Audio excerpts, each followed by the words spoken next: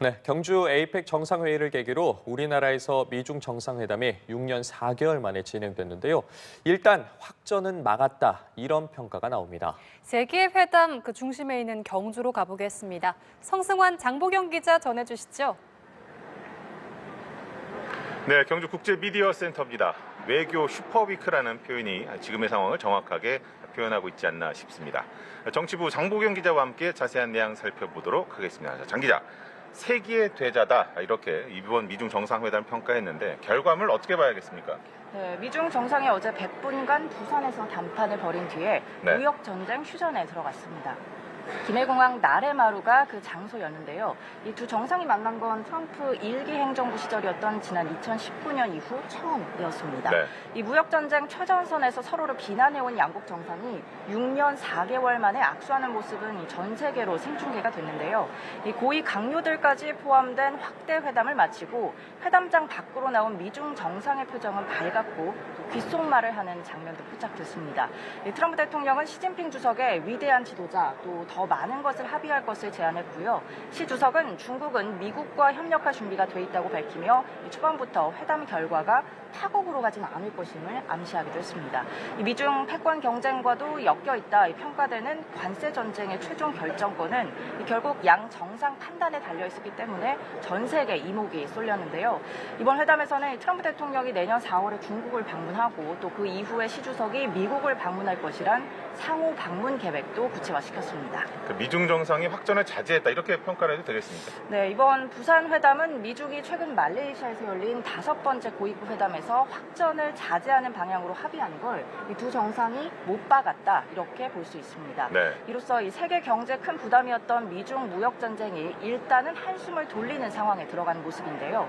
이 중국은 희토류 수출 통제를 1년간 유예하고 미국산 대두도 즉시 다시 수입하기로 했습니다.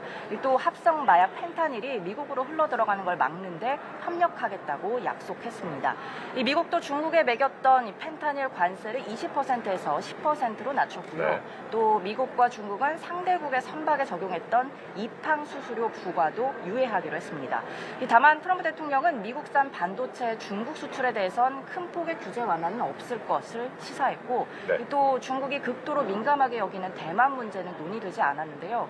이 뇌관은 살아있지만 미중이 서로 가능한 것을 주고받으면서 얻은 갈등 봉합이다. 이 정도로 볼 수 있겠습니다. 사실 미중 정상이 어떤 정도의 그런 관계에 있느냐가 우리나라도 직접적인 영향권이잖아요. 네, 그렇습니다. 우선 양측이 직접 담판을 거쳐서 극한 대립은 피하기로 합의하면서 네. 이 세계 경제에 큰 영향을 미칠 리스크가 상당히 완화됐다 이런 평가가 나옵니다.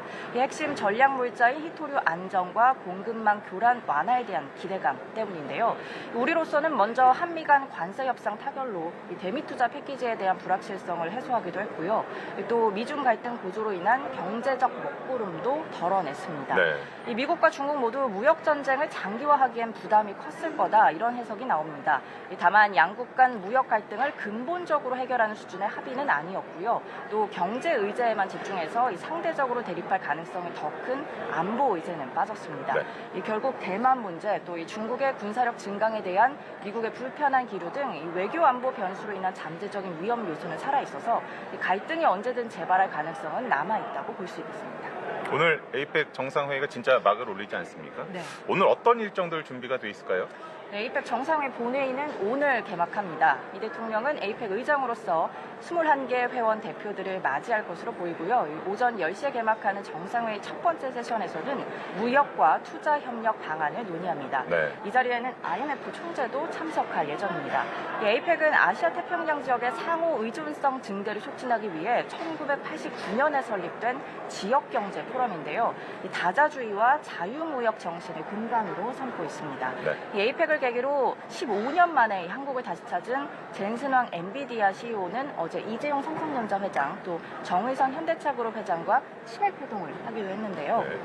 엔비디아와 우리 산업계가 협업을 더욱 강화하고 정부도 이를 뒷받침하는 환경 조성에 나설 것이란 전망이 제기됩니다. 지난 이틀간 한미 정상회담과 관세 협상 타결, 또 미중 정상회담, 한일 정상회담까지 쉴 새 없이 외교적 빅 이벤트가 쏟아졌는데요. 이 대통령이 취임 후 처음으로 주재하는 다자 외교 행사는 오늘부터 본격 시작에 들어갑니다. 네, 오늘과 내일 경주 에이펙 메인 스토리로 접어듭니다. 최종 결과물 기대해 보면서 지금까지 경주에서 전해드렸습니다.